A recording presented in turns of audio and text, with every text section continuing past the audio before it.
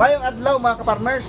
For today's video, akong ipakita diya sa inyo mga ka-farmers ang pagsubo na to aning requested nga bulo mga ka-farmers no. Pinatuyo gyud ni siya kay requested man. Baga ang ihang likod mga ka-farmers, hasta diri ang ihang tunga-tunga baga sa siya. Kay ang purpose ani pangtadtad og glitson, bukog o kahoy, so multi-purpose din sa mga ka-farmers. Pwede siya pang slicing na to. Pero naapod siya di pahimo nga usa ka kutsilyo mga ka-farmers no, knife, kitchen knife. Concentrated po ni siya sa slicing lang. So wala siya nagsalig atong dako nga sundang para pang slicing, kundi na siya ay pang slicing mga ka-farmers ng knife. So ato ang suban karon mga ka-farmers according sa ihang purpose. So ngani. So ang pagsubo na to, pa wala akong kumpit. So ang pagsubo mga ka-farmers ingon ani sa mga wala pa makakita. Kung unsaon ang pagsubo, inani ako lang na ipakita mga ka-farmers kay daghan kayo ang mga blacksmithers karon nga dili sila magpakita kung unsaon ang pagsubo. Pero ako ipakita mga ka-farmers no. Kung gusto mo nga musundog, sundog, pero kinahanglan pa pud ka nga mag-provide og mga kagamitan sama ani nga mo ang mga gamit mga ka-farmers una ka makasundog. Pero pwede gyapon kung diya lang sa inyong balay no, kung namoy blower diya, maghaling lang mo niya butangan ninyo og blower para mo siya muhuyop dito sa. Kaya kung wala magod siya blower, dili siya huyupon og hangin mga ka-farmers, dili ka makaproduce og baga sa imuang bakal nga bagahon para subhan mga ka-farmers. So inani siya kinahanglan gyud siya og pressure nga hangin gikan sa ilalom para muhuyop aron nga makaproduce ka og baga sa imuang subhan mga ka-farmers. Ano siya? Kita ninyo na ang iyang sulab na ginahinay gina siya og baga mga ka-farmers. Inya uling bagol ang ato ang gigamit ani. Pwede gud po siya og uling nga kahoy mga ka-farmers ang ato ang gamiton sa pagbaga sa sugnod, pero dili ta kakita karon og mga quality nga uling kahoy mga ka-farmers no. Diri kita sa bagol which is nagtaas na pud ang presyo ani mga ka-farmers. So makita niyo ninayon yung lili mga ka-farmers kining sulab nga ako ang gibaga mga ka-farmers no kana. So gisugban ako na siya tanan. Sugban ako siya tanan pero ang mubaga na ihalang sulab kay maura man ang naa sa ilalom ang iyang suwab, nasa ibabaw ang iyahang buko-buko o likod mga farmers mo na nga dili siya mubaga. So nara mga farmers kanyo na. So na-sure ta sa uling. Pagdugang ko og uling charcoal mga farmers ha. Pero kaya naman siguro niya ako lang ihigda. Dala. Nani ang pagsubo mga farmers, pwede sundugon.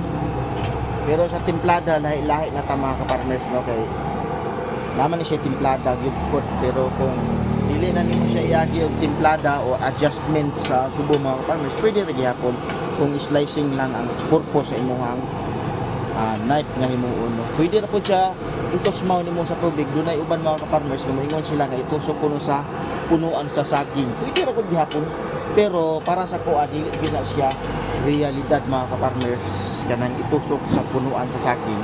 Pero isawsaw nimo sa duga sa saging, basta di lang siya mo hubas inagsawsaw, kung ubay-ubay lang iyang duga, pwede ra siya kayo mga farmers no. Kay ang tawag aning subo sa English quenching. Ang process of quenching mga ka-farmers mo na siya ang instant cold no, instant cold, pabugnawon siya, pinakalit, pinaagi sa tubig. So baga na siya. Hina na po kahurot ang ako ang uling. So mo na siya mga farmers sa asiti na to siya itusmaw dera. Ana siya. Sa mga ka-farmers, expected mo produce gid siya og baga mga ka-farmers, siga kay dako man ang ato ang baga. Ana siya. Ang atong asiti mga ka-farmers nga gamit ani siya sagol tubig no, kinaulanan siya. Pero dapat wala siya sagol tubig. Pero kay na sa libuan man, no choice na ta. Ako dito dito. Okay, pakita mga ka-farmers sa kadako. Kung sa kadako ang iyang baga o sa porma siyang baga, mao gyapon ang porma ug kadako siya ang subo mga ka-farmers kana siya. So, Hinana ang porma sa iyang baga kaganiha mo na nga mao po na siya ang subo. Kung sa dagway siya kasi tuliron naman kini hiwit sa gamay. So, makita niyo mga ka-farmers tapos islasig pero dumpol ang iyang tumoy. Dumpol na ko kay ngilo mo po siya kay tan-awon mga ka-farmers kung ato siyang talinison. So siya adjustment. So diri na pud ta mga farmers magdaog no, kay kung pambukog siya kinahanglan din nato siya nga i-adjust.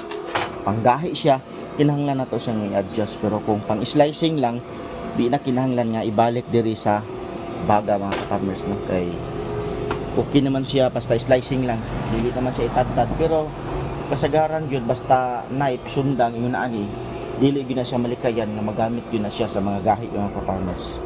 Gawas lang og mga knife na kuan gyud siya kanang gagmay, dili pwede i-chopping, slicing lang.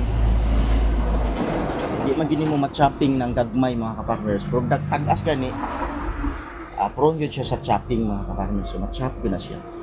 So kita niyo na ra yung subo ni nahinay na siya og yellow diri dapit mga ka-farmers, yellow na siya, balik siya na kog sausaw.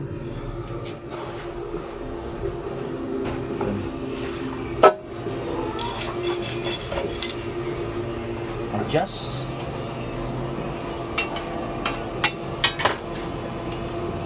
So sa mga gusto nga mugmatsyag o mutanaw, mulantaw, meaning pagsubo, so mao ni siya ang pagsubo. Quenching, the process of instant holding through sinking the water or use oil. Mao ni siya. So para sa kuha mo na niya siya ang adjust mga ka-farmers para pang bukog. Nara.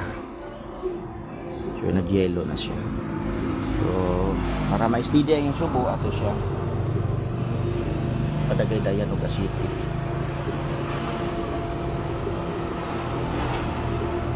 Ikas. Ayan na siya mga farmers. Ang sunod ani nato himuon mao pud ang pag-finishing. So ato sa inyo. Ha?